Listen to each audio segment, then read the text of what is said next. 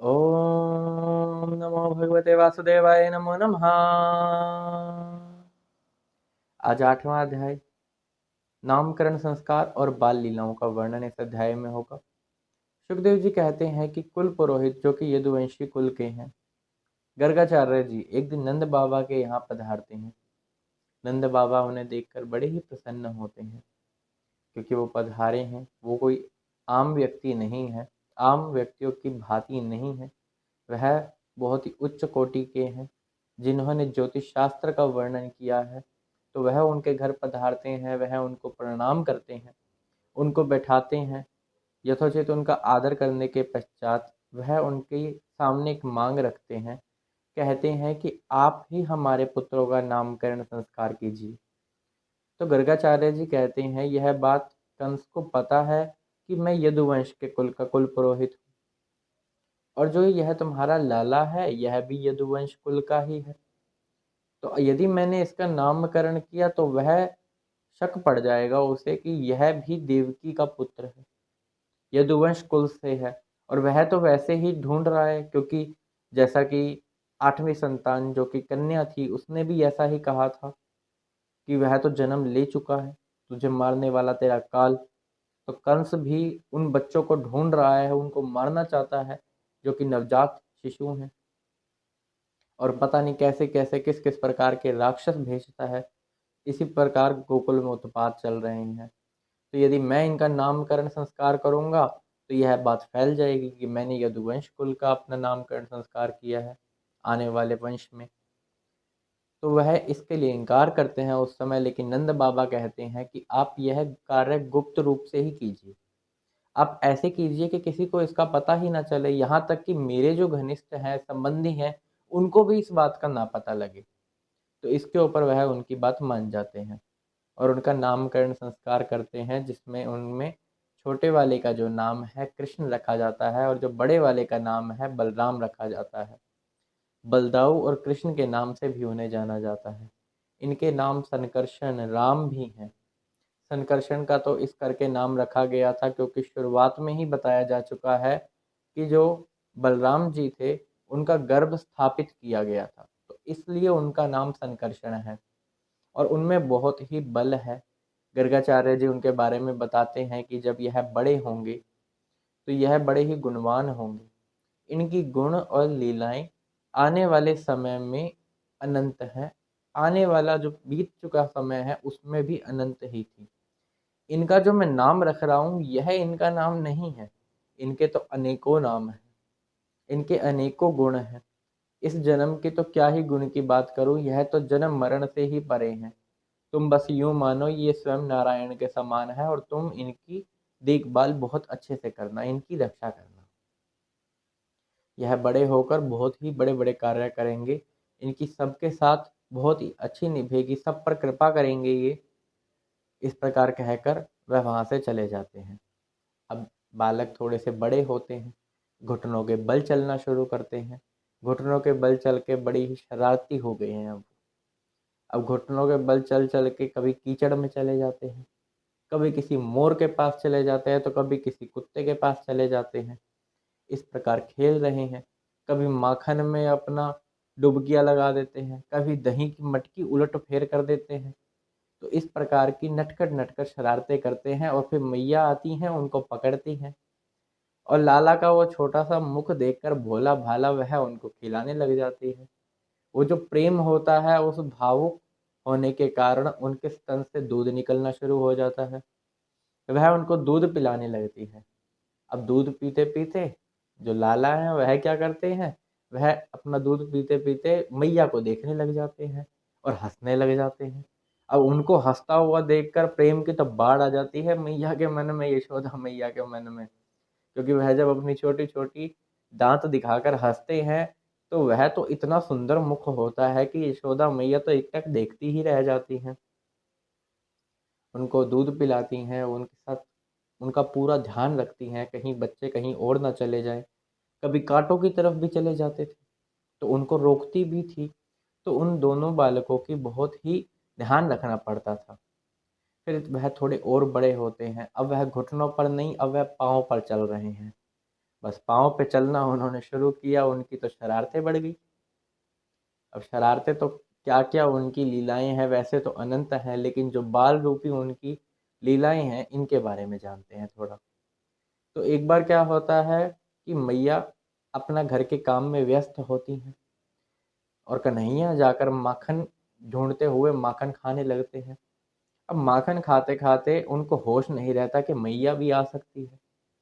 माखन खाते-खाते वह अपने आप को प्रतिबिंब में देख लेते हैं, शीशे में देख लेते हैं और शीशे में अपने आप को देखकर ही डर जाते हैं और शीशे में अपने आप से ही बतला रहे हैं, कह रहे हैं, "तू मेरी बात सुन, तू किसी को बताइयो मत कुछ भी। ये जो माखन मैं खा रहा हूँ चोरी-चोरी, चुपके-चुपके, तो किसी को बताइयो मत इसके बारे में।"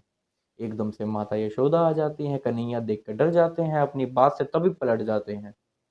कहते हैं, मैया मैंने कुछ नहीं किया, यह जो मेरा प्रतिबिंब यह जो प्रतिबिंब है, इसने सब कुछ करा है। उस मतलब अपनी ही शीशे में अपने आप को देखकर अलग मानते हुए उस पर नाम लगा रहे हैं कि मैया मैंने कुछ नहीं किया, माखन तो यह खा रहा था, फिर इसने मुझे बहलाया, फुसलाया और फिर मैंने भी खाना शुरू कर दिया। मैया यह जो नौटंकी कर रहे हैं कन्हैया, जो यह लाल इतना प्यार उमड़ उमड़ रहा है उनका, यशोदा मैया देखकर बड़ी ही प्रसन्न होती हैं, बड़ी ही प्रसन्न होती हैं। उनकी खुशी की कोई सीमा नहीं होती, बड़ा प्रेम आ रहा है उनको, ये नटखट हरकत देखते हुए अपने लाला की कि अपने प्रतिबिंब पे ही दोष लगा रहा है। अपने पास बुलाती हैं, गले से लगाती हैं, फिर बैठा के माखन खिलाती हैं। फिर एक बारी क्या होता है कि मैया किसी काम से बाहर जाती हैं और कन्हैया फिर से अपना माखन की मटकी की ओर चल दिए। अब वह माखन खाने लगते हैं, फिर मैया आ जाती है और अपना कहने लगती हैं, "अरे ओ कन्हैया, कहाँ है? कहाँ है?" तो इस प्रकार वह पुकारती हैं, कन्हैया फिर डर जाते हैं, मैया आ गई, अब क्या करें? अब मैया जैसे ही उनके पास पहुँचती हैं, कन्हैया क्या करते हैं, अपना हाथ थोड़ा-सा ज़्यादा मटकी के अंदर कर लेते हैं और कहते हैं कि मैया ये जो तूने मुझे कंगन पहनाया हुआ है ना, तो ये धूप पड़ रही थी इस पे और ये धूप की लपट से गर्म हो गया था और गर्म होके फिर ये मेरे हाथ को तपा रहा था। अब ये तप रहा था तो मुझे बड़ी ही गर्मी सी लग रही थी, तो मैंने क्या किया कि अपना हाथ मटकी में दे दिया ताकि थोड़ी-सी शीतलता और ठंडक मुझे मिले। इस प्रकार की बाल लीलाएँ कर रहे हैं कान्हा।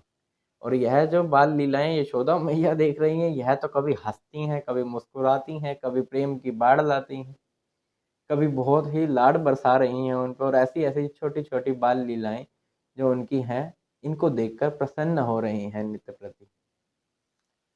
धीरे-धीरे वह और बड़े होते हैं, अब उनकी शरारतें भी बढ़ती जा रही हैं। कहीं पे ऐसा देखा जा रहा है कि अब वह गोपियों के घर चले जाते हैं और गोपियों के घर जाकर माखन चोरी करते हैं। माखन चोरी करते हैं, खाते हैं और खुद तो खाते ही हैं और वानरों को भी खिलाते हैं साथ में। अपने ग्वालों को, गोपों को, जो उसके मित्र हैं, उसको भी खिलाते हैं और फिर भी यदि माखन बच जाए, तो मटकी को वहीं पर तोड़ के चले जाते हैं। यह सब देखकर गोपियाँ उल्हाड़ा लेकर यशोदा मैया के पास आ जाती हैं कि तेरे कन्हैया ने देख क्या-क्या किया है। यह हमारे घर आता है, माखन की मटकियाँ तोड़ देता है, सारा माखन खा जाता है, जितना इस पे खाए इसका पेट भरे चलो ठीक है। उसके बाद ये वानरों में बाँटना शुरू कर देता है और वानरों का जब जब पेट भर जाए तब ये मटकी तोड़ देता है। इस प्रकार गोप भी एक बार उल्हाड़ा लेकर आते हैं, कहते हैं कि ये जो तेरा लाला है ना, इसने माटी खा ली है, तो मिट्टी से इसका मुँह भरा हुआ है, चाहे तो आप देख लो। अब यहाँ पर इस प्रसंग को समझिए कि क्या होता है। अब कन्हैया गोपियों के घर जाके माखन चोरी कर रहे हैं, वह कोई चोरी नहीं है सर्वप्रथम तो, वह तो उनकी बाल लीला है। अब वो बाल लीला भी क्यों कर रहे हैं वह जानिए। वहाँ जो गोपियों ने जन्म लिया हुआ है, जो गोप हैं, ग्वाल हैं, वह और कोई नहीं, वह तो पिछले जन्म के कोई तपस्वी हैं, ऋषि हैं, देवांगनाएँ हैं, देवता लोग हैं सारे के सारे। कइयों ने 9 कल्प तक, कइयों ने 3 कल्प तक पता नहीं कैसे-कैसे खड़े रहकर, बैठकर, सूखे पत्तों के ऊपर सो-सो कर और खाने में भी सब कुछ त्याग कर केवल कंद फल यह सब खाकर तपस्या करी हुई है पिछले जन्मों में, और तब जाके उनको वह गोपियां बनने का अवसर मिल पाया है जहाँ पर कन्हैया ने जन्म लिया है। और वो गोपियां भी सिर्फ श्री कृष्ण को ही चाहती हैं। उनका जो है सर्वस्व श्री कृष्ण में है। वह अपने आसपास श्री कृष्ण को देखती हैं, उठते बैठते श्री कृष्ण को देखती हैं। रात होती है तो सुबह की प्रतीक्षा करती हैं कि श्री कृष्ण कब आएंगे। अब यह भी उनकी ही इच्छा थी कि हम अपना रात भर माखन बनाएं और माखन बनाकर छीके पे इस मटकी को टांग दे, और इतना ही टांगे कि लाला का हाथ चला जाए, और वो जब आए तो माखन मटकी में से निकाल निकाल कर खाएं और मैं उन्हें छुप छुप कर देखूं। ये तो उनकी इच्छा थी, यह उनका प्रेम भाव था। इस पर सूरदास जी ने भी कुछ पदों का गायन किया है जो कि बड़े ही सुंदर पद हैं। इसको सुनना हर व्यक्ति के लिए नहीं है, इसलिए इसको अभी यहाँ नहीं बताया जाएगा। कारण यही है कि सूरदास जी भी यही कहते हैं कि जब तक कृष्ण नाम में रस न होए उसे, जब तक कृष्ण नाम में भक्ति ना होए उसे, तब तक इस बात को वह गहराई से नहीं जान पाएगा। कुछ लोग तो यूं भी कहते हैं कि उनकी जो माखन चोरी है इस पर भी सवाल उठाते हैं, तर्क वितर्क करते हैं, जो कि मूर्खता है। वह उनकी बाल लीला जो है वह गोपियों के प्रेम के लिए है, जो गोपियों के प्रति उनका प्रेम है। और जो गोपियों का प्रेम तो वैसे उसकी कोई सीमा ही नहीं है। जो वात्सल्य भाव गोपियों का है वह बड़े बड़े ऋषि तपस्वी तपस्या करके भी जिनको नहीं पा पाते, उनकी प्रतीक्षा गोपियां कर रही हैं। और लाला सब जानते हैं, प्रभु सब जानते हैं कि गोपियां क्या चाहती हैं, और तो वो वैसा करते भी हैं उनके लिए। अब यहाँ पर जैसा कि बताया गया कि गोप है, वह गोप अपना शिकायत लेके आते हैं कि इसने माटी खा ली। तो वह माटी क्यों खाई? वह माटी जो खाई वह इस कारण से कि गोपियों के चरण उस पर लगे हुए थे। अब वो चरण रज वो खाकर अपने हृदय तक लेके जाना चाहते थे, यानी अपने भक्तों की चरणों की रज को वह अपने हृदय में स्थापित करने के लिए उस मिट्टी को खाते हैं, यह कारण था। और जो माखन की उन्होंने चोरी की, चोरी चोरी क्या है? चोरी तो वो है जो हमारी ना हो और हम किसी के पीठ पीछे अपने लिए उसको उठा लें, वो चोरी है। ये चोरी नहीं है, ये गोपियों की इच्छा थी, उसको पूरी करने के लिए। हालांकि गोपियां छिप छिप कर देख रही थी। और बात रही कि जो चीज हमारी ना हो, तो इस विश्व में, इस ब्रह्मांड में ऐसी कौन सी चीज है जो उनकी नहीं है? तो चोरी का तो नाम दिया ही नहीं जा सकता, लेकिन जो प्रेम भाव था गोपियों का, तो इसलिए उनको वह चित चोर, क्योंकि उनका चित भी उन्होंने चुराया हुआ था, इसलिए उनको चोर नाम से संबोधित करा है। इस पर तर्क वितर्क करना मूर्खता है। इस पर किसी प्रकार के आरोप लगाना कि भगवान ने ऐसा क्यों किया, यहाँ तक कि जो श्री कृष्ण को भगवान नहीं मानते, यदि ऐसा भी कोई है तो उसको तो श्रीमद् भागवत के रस में कोई भी रस लेना ही नहीं चाहिए। वह उसके अभी हित में ही नहीं है, वह उसके योग्य ही नहीं है। अभी उसके करोड़ों जन्मों के पुण्य का उदय हुआ ही नहीं है कि वह जो लीलाएं कर रहे हैं उसका रस ले सके। वह भी बड़े भाग्यशाली हैं जो भगवान के भक्त हैं। अब एक बार की और बात सुनिए उनकी बाल लीला। बैठे होते हैं, देख रहे होते हैं चंद्रमा को, तो पूर्ण चंद्रमा जिस दिन निकला होता है, आंगन में बड़ी ही शीतलता छाई हुई है, सारी आंगन की चांदनी छाई हुई है। अब वह देखकर कहते हैं मुझे दो मुझे दो मुझे दो। मैया समझती नहीं क्या मांग रहे हैं लाला। गोपियां आती हैं, उनको समझाती हैं, हमारे पास आओ, तो बताओ क्या बोल रहे हो। फिर से कहने हट हट लगा रखी है, मुझे दो मुझे दो मुझे दो। गोपियां कहती है क्या दो? वो कहते इशारा करते। अब गोपियां कहती है अरे बाप रे, ये इसने क्या मांग लिया। और इससे पहले ही गोपियों ने, कुछ गोपियों ने ऐसा कह दिया कि वो तो हंस है जो कि आकाश के सरोवर में तैर रहा है।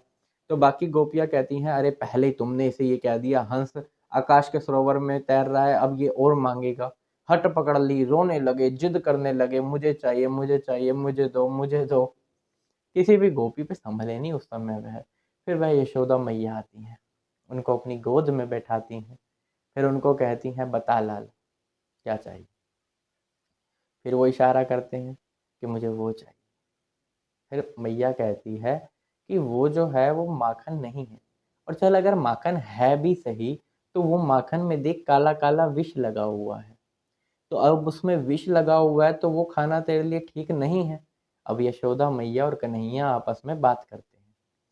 कन्हैया कहते हैं ये काला काला क्या है, ये विष क्यों लगा हुआ है। यशोदा मैया कहती हैं यह जो विष है यह समुद्र मंथन हुआ था क्षीर सागर में, तो उस सागर में एक पर्वत रखा गया था, वासुकी नाग था जिसमें से अमृत निकला था और उससे पहले विष निकला था। उस विष का पान किया था। लाला कहते हैं किसने किया था, तो मैया कहती हैं महादेव जी ने किया था। कन्हैया कहते हैं कि यह जो सर्प वगैरह है फिर इनमें विष क्यों है अगर उन्होंने पान कर लिया था तो। फिर मैया कहती हैं जब वह विष का पान कर रहे थे तो उसमें से कुछ एक बूंद थी जो धरती पर गिरी थी, और वह गिरने के कारण वह सर्पों ने अपना ली थी, तो इस वजह से कुछ जीव ऐसे भी होते हैं जो जहरीले होते हैं। तो तू अपने घर का माखन खा, यह वाला जो है माखन यह मत खा तू, इसमें काला काला यह विष लगा हुआ है। वो प्रेम भरी जो उनकी बातें थी वह तो मैया और लाला ज्यादा समझ पाए हमारे बजाय। हम तो सुनकर उस प्रेम का रस ले सकते हैं, हम तो पढ़कर उस प्रेम का रस ले सकते हैं, उसे श्रवण करके कृष्ण भक्ति में मग्न हो सकते हैं। इतना ही है। इस प्रकार बातचीत करते हैं और फिर लाला सो जाते हैं। फिर यशोदा मैया उनको पलंग पे सुला देती है। अब जैसा कि बताया गया कि गोपियां भी शिकायत लेकर आई थी और गोप भी मिट्टी की शिकायत लेके आए थे कि मिट्टी खाई थी। तो यह देखकर तो मैया हंसने लग जाती है कि कैसी कैसी ठिठोली कर रहा है लाला, अब कमी थोड़ी है। देखा जाए तो 9 लाख गैया नंद बाबा के यहाँ है, अब उसमें से क्या उनको कमी है दूध दही माखन की कि वो कहीं और जाकर खाएं। फिर भी वह मैया को कह रहे हैं, जो कि सूरदास के पदों में भी बताया गया है, कहते हैं कि मेरे लिए विशेष पकवान मत बनाया करो, मुझे तो माखन प्रिय है। और वह जो गोपियों की इच्छा है उसको पूर्ण करने के लिए उनके घर जाकर माखन भी खाते हैं। एक बार की बात कि गोपी के घर माखन खा के भगवान चले जाते हैं, कन्हैया चले जाते हैं। अब बाकी गोपियां आती हैं, कहती हैं अरे गोपी तू इतनी प्रसन्न है, क्या हुआ। वह गोपी कहती है कि पहले तो बोल नहीं पाती, आंखों में अश्रु आ जाते हैं, इतना खुश इतना खुश इतनी खुश है इतनी खुश है कि उसकी कोई सीमा नहीं है। बाकी गोपियां पूछ रही हैं अरे क्या हुआ बता तो सही। ओ इस प्रेम की बाढ़ आई हुई है उसके मन में, तो इतनी खुश है वो। फिर एक लाइन बोलती है, उसके बाद कुछ नहीं बोलती और चुप हो जाती है। कहती है मैंने कन्हैया का वह अनूप रस देख लिया, अनूप रूप देख लिया, बस इसके बाद वह बोल नहीं पाती। अब यह जो प्रेम भाव है गोपियों का, इसकी तुलना किसी से की जा सकती है?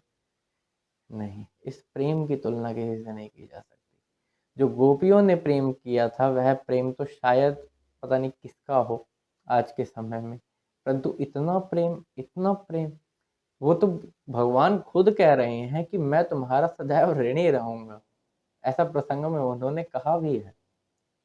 तो यह जो प्रेम है यह गोपियों की इच्छा है, जो उनका प्रेम है उनको पूर्ण करने के लिए ही सिर्फ बाल लीलाएं हो रही हैं। समय व्यतीत होता है, अब माखन तो खाते ही हैं, एक बार माटी भी खाई। तो जब मिट्टी खाई तब उन्होंने माता ने कहा, माता ने हाथ पकड़ लिया क्योंकि मिट्टी तो हाथ से खाई थी, तो पहले हाथ को पकड़ा। अब हाथ को पकड़ा और कहा लाला तूने मिट्टी खाई, कहते नहीं। अब वहां पर जो कन्हैया की दोनों आंखें हैं वह चकरा रही हैं, उसका कारण जानिए। क्योंकि उनकी एक आंख सूर्य है, एक आंख चंद्रमा है। अब झूठ कैसे बोले, तो इसलिए चकरा रहे हैं, मुख से वह झूठ बोल रहे हैं, कहते हैं मैंने नहीं खाई, चाहे आप मुंह देख लो। अब कन्हैया को स्मरण होता है कि एक बार जब मैंने जबाई ली थी और अपना मुख दिखाया था, तब आकाश पाताल ब्रह्मांड देखकर माता ने नेत्र बंद कर लिए थे। तो अब भी यही कर लेता हूँ तो माता नेत्र बंद कर लेगी, फिर माता को पता नहीं लगेगा मैंने मिट्टी खाई है। तो वैसा ही करते हैं, मुख खोलते हैं, यशोदा मैया देखती हैं इनके मुख में तो पर्वत है, इनके मुख में तो पूरा ब्रह्मांड है, देवता हैं, देवांगनाएं हैं, सभी जीव इसके मुख में हैं, सभी देवता सभी के सभी इसी के मुख में हैं, यह तो भगवान है।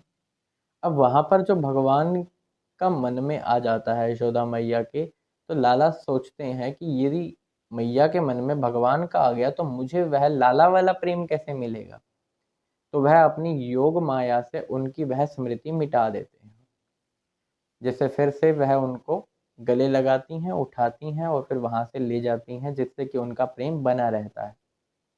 यहाँ राजा परीक्षित पूछते हैं सुखदेव जी से कि ऐसे कौन से कर्म किए थे यशोदा मैया और वासुदेव जी ने जो उनको साक्षात श्री कृष्ण भगवान की बाल लीलाएं देखने को मिल रही हैं।